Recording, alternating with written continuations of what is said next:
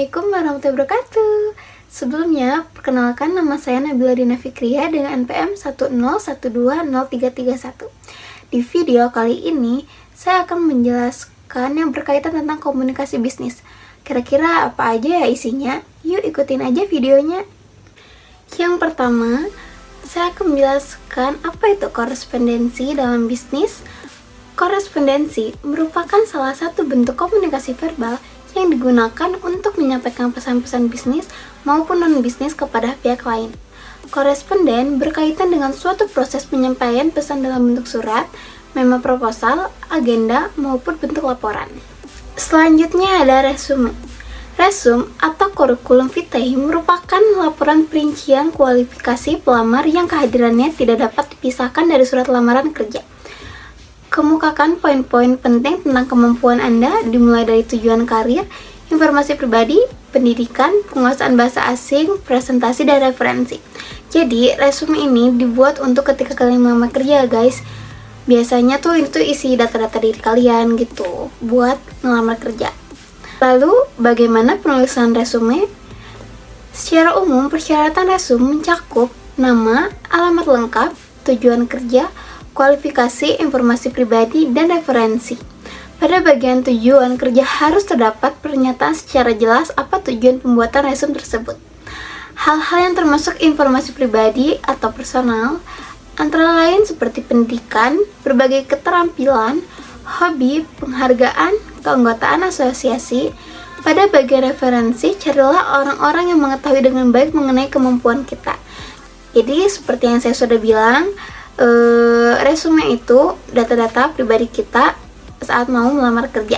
Nah, setelah resume, ada pun surat lamaran kerja. Surat lamaran kerja merupakan surat yang digunakan oleh seseorang untuk melamar kerja pada suatu organisasi yang membutuhkan karyawan atau pimpinan pada bidang tertentu.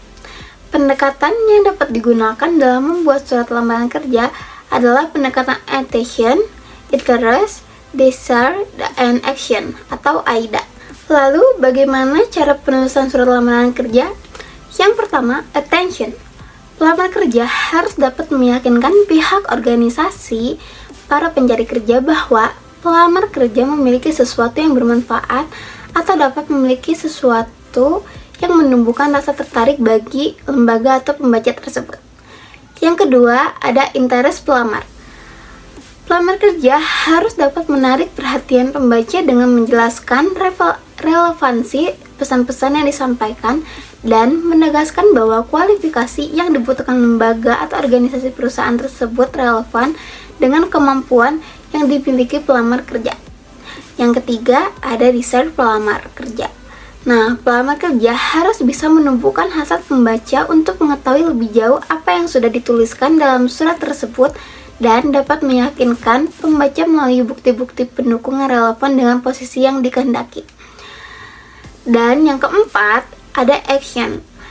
Pelamar kerja harus bisa memberikan saran kepada pembaca untuk mengambil suatu tindakan tertentu berkaitan dengan harapan atau keinginannya dalam menulis surat tersebut.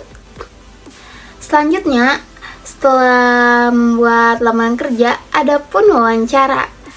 Beberapa hal yang mencakup tentang wawancara berkaitan dengan masalah wawancara kerja. Di antaranya, arti pentingnya wawancara kerja, persiapan wawancara kerja, bagaimana mengenali pekerjaan dan perusahaan, pertanyaan-pertanyaan penting dalam wawancara, dan ucapan terima kasih setelah wawancara. Biasanya, wawancara kerja dilakukan setelah kalian melamar kerja, dan juga ketika kalian dipilih, kalian akan melakukan interview atau wawancara kerja. Beberapa pertanyaan yang akan ditanyakan kepada pelamar, dan pelamar harus siap memberikan jawabannya dengan benar dan baik. Contohnya, saat memasuki ruang wawancara, pelamar akan memperoleh perhatian dari pewawancara. Seperti yang dilihat yaitu penampilan secara fisik, gerak-gerik dan sopan santun, nada suara, rasa percaya diri, inisiatif, kebijaksanaan, daya tanggap dan kerjasama, ekspresi wajahnya bagaimana, kemampuan berkomunikasi, sikap terhadap pekerjaan, dan selera humornya. Selanjutnya ada laporan.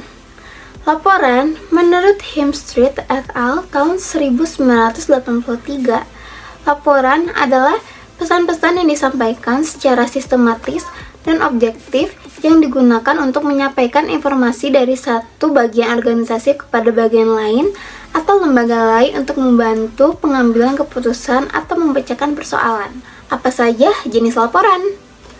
Jenis laporan yaitu terdiri menjadi dua, yaitu laporan formal atau informal. Semua laporan pada dasarnya bisa dikelompokkan ke dalam laporan formal dan informal. Laporan formal umumnya sangat menekankan objektivitas dengan organisasi pelaporan yang terstruktur secara ketat, memuat data dan fakta secara rinci, dan gaya penulisannya menghindari penggunaan ungkapan-ungkapan komunikasi bisnis personal. Sedangkan laporan informal biasanya hanya singkat dan menggunakan bahasa tidak baku. Memo internal bisa kita sebut sebagai sebuah bentuk laporan informal. Lalu, ada klasifikasi laporan. Klasifikasi laporan yang lain yakni laporan eksternal atau internal. Laporan internal seperti tergambarkan dari istilahnya tentu disampaikan kepada orang atau publik yang berada di dalam lingkungan organisasi lembaga bisnis bersangkutan. Laporan internal ini misalnya laporan keuangan tahunan atau laporan omset penjualan. Sedangkan laporan eksternal seperti tercermin dari namanya disampaikan kepada pihak luar organisasi atau lembaga bisnis. Seperti laporan neraca tahunan perusahaan-perusahaan yang go public yang biasanya dimuat sebagai iklan di media cetak, tentunya merupakan laporan yang ditujukan kepada publik di luar organisasi atau lembaga bisnis tersebut. Adapun kontinum formalitas laporan. Sedangkan arus penyampaian laporan kebanyakan bersifat vertikal. Artinya, laporan itu berasal dari bawahan kepada atasan atau dari mereka yang kewenangannya lebih rendah kepada orang yang memiliki kewenangan lebih tinggi dalam manajemen. Selanjutnya ada presentasi bisnis. Apa itu presentasi bisnis? Presentasi bisnis merupakan bentuk komunikasi yang berorientasi pada proposal yang disajikan dalam suatu lingkungan bisnis kepada halayak yang relatif homogen dari berbagai tingkat pengambil keputusan. Lalu tujuan dari presentasi bisnis apa? Secara umum, presentasi bisnis memiliki 4 tujuan pokok, yaitu menginformasikan pesan-pesan bisnis kepada audiens, kedua, menghibur audiens, ketiga, menyentuh emosi audiens, keempat, memotivasi audiens untuk bertindak sesuatu. Lanjut, ada negosiasi bisnis.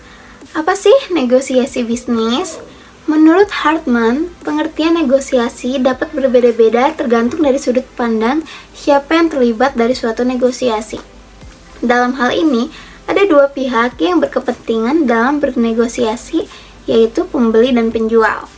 Lalu, proses negosiasi adalah suatu proses tawar-menawar yang diharapkan mampu menghasilkan suatu kesepakatan di kedua belah pihak yang saling menguntungkan. Jadi negosiasi itu misalkan kita tuh saling tawar-menawar sampai keputusannya ada gitu. Biasanya kalau misalkan kayak di pasar-pasar kan tuh kayak nawar tuh ibu-ibu, nah kayak gitu negosiasi contohnya. Lanjut, ada tahap perencanaan. Dari tahap perencanaan, yang pertama ada sasaran negosiasi, kedua strategi negosiasi. Strategi negosiasi terdiri dari strategi kooperatif, strategi kompetitif, dan strategi analitis. Lanjut, ada rapat bisnis. Rapat bisnis merupakan pertemuan atau perkumpulan minimal 2 orang atau lebih untuk memutuskan suatu tujuan.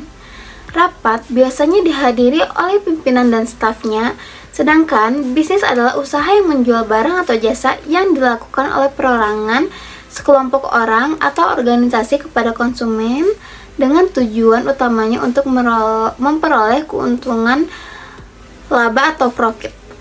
Kira-kira apa aja ya perbedaan rapat bisnis dengan rapat non-bisnis? Faktor yang membedakan rapat bisnis dengan rapat non-bisnis adalah tujuan atau orientasi penyelenggaraan sebuah pertemuan. Tentu saja rapat bisnis bertujuan dan berorientasi pada bisnis, sedangkan rapat non-bisnis berorientasi bukan pada bisnis, misalnya untuk tujuan sosial kemasyarakatan, peningkatan pelayanan kesehatan, dan pendidikan. Selanjutnya ada jenis-jenis rapat bisnis. Jenis-jenis rapat bisnis terdiri menjadi 2, yaitu yang pertama, rapat motivasional. Apa sih rapat motivasional? Nah, rapat motivasional ini diadakan oleh 2 orang atau lebih untuk memotivasi peserta rapat. Kedua, rapat partisipatif. Rapat partisipatif diadakan oleh 2 orang atau lebih untuk meningkatkan tingkat partisipasi dalam rapat. Diperlukan kemampuan mendengarkan dengan baik agar dapat memahami cara berpikir orang lain serta menghargai ide, gagasan, atau pandangan peserta rapat yang lain.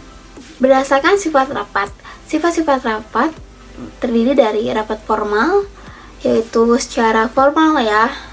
Terus rapat informal, rapat terbuka, dan rapat tertutup. Berdasarkan jangka waktu rapat, yaitu rapat mingguan, rapat bulanan, rapat semester, dan rapat tahunan. Berdasarkan nama-nama rapat, terdiri dari rapat kerja, rapat dinas, rapat musyawarah, pengarahan, rapat konsultasi, rapat komite, rapat dewan, dan negosiasi. Selanjutnya, ada laporan bisnis.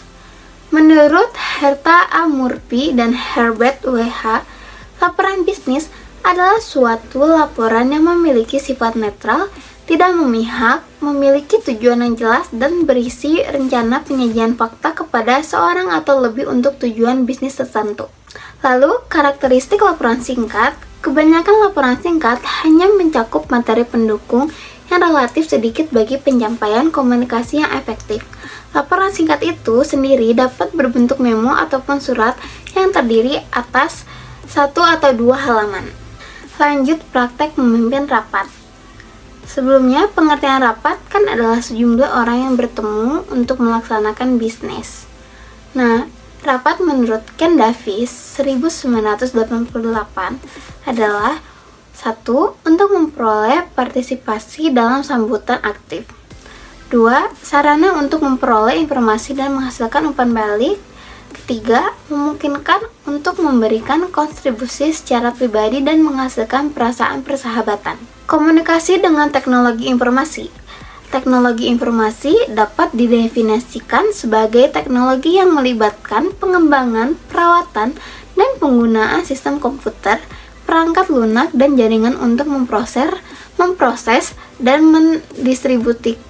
mendistribusikan data. Teknologi informasi memiliki peran yang sangat penting dalam berbagai bidang, salah satunya dalam komunikasi, khususnya komunikasi bisnis. Lalu, dalam penggunaan teknologi informasi dalam komunikasi bisnis, yaitu otomasi kantor, kedua, berbagai informasi dengan karyawan, ketiga, bertukar informasi, 4, tetap terhubung dengan konsumen, kolega, dan penyuplai, kelima, menjalin kerjasama atau berkolaborasi. Dan yang terakhir, penggunaan sosial media dalam komunikasi bisnis. Dampak media sosial dan komunikasi bisnis dalam bisnis online. Sosial media dan komunikasi bisnis meningkatkan kesadaran mereka. Sosial media berbasis komunikasi bisnis membantu untuk menjalani komunikasi yang mudah dengan para pelanggan. Sosial media lebih menghemat biaya. Jadi dalam komunikasi bisnis di sosial media itu, kita kan misalkan kayak LDRan tuh tanpa harus ketemu juga kan kita bisa lewat sosial media ya ngabarin. Kan kalau misalkan ketemu harus pakai ongkos, makanya di sini dibilang bahwa sosial media lebih menghemat biaya. Karena ya menghemat biaya karena kan itu cuma butuh kuota doang sosial media. Oke guys, jadi segitu dulu pembahasan di video kali ini. Mohon maaf bila ada kata-kata yang kurang atau penjelasan yang kurang, karena saya juga masih proses dalam pembelajaran. Sekian dan terima kasih. Bye-bye.